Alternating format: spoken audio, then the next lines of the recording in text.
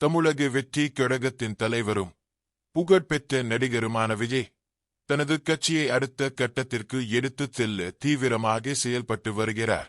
வரும் 2026 சட்டமன்ற தேர்தல் நிகழ்வை மையமாக கொண்டு மாநிலம் முழுவதும் 100க்கும் மேற்பட்ட மாவட்ட செயலாளர்களை நியமிக்க திட்டமிட்டுள்ளார் என்று தகவல்கள் தெரிவிக்கின்றன. இதற்கான நடவடிக்கைகள் தீவிரமாக நடைபெற்று வருவதுடன் மாவட்ட தலைவர், மாவட்ட செயலாளர், மாவட்ட துணைச் செயலாளர் போன்ற பொறுப்புகளை கழகத்தில் நீண்ட காலமாக சேவை செய்தவர்களுக்கே வழங்க திட்டமிடப்பட்டுள்ளதாகவும், அதுவே துணைத் தலைவர், துணைச் செயலாளர் பதவிகளில் குறிப்பாக பெண்கள் மற்றும் இளைஞர்களுக்கு முன்னுரிமை வழங்கப்படும் என்றும் தகவல்கள் வெளிவந்துள்ளன.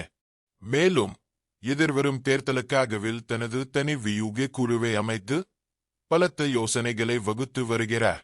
அதற்கான உத்தரவும் நிர்வாகிகளுக்கு பிறப்பிக்கப்பட்டதாக தெரிகிறது. இந்நிலையில் தமிழகம் முழுவதும் வாக்காளர் சிறப்பு முகாம் இன்று நடைபெறுகிறது. இதில் முகவரி மாற்றம், பெயர் திருத்தம், புதிய வாக்காளர் சேர்த்தல், நீக்குதல் உள்ளிட்ட செயல்பாடுகள் நடைபெற உள்ளன.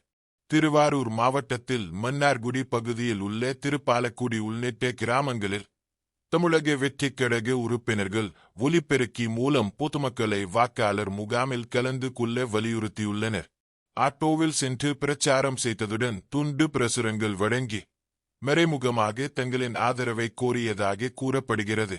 இதுபோன்ற ஒருங்கிணைந்த முயற்சிகள் விஜயின் அரசியல் முயற்சிகளில் புதிய சுவை சேர்க்கும் என்பதில் சந்தேகமில்லை.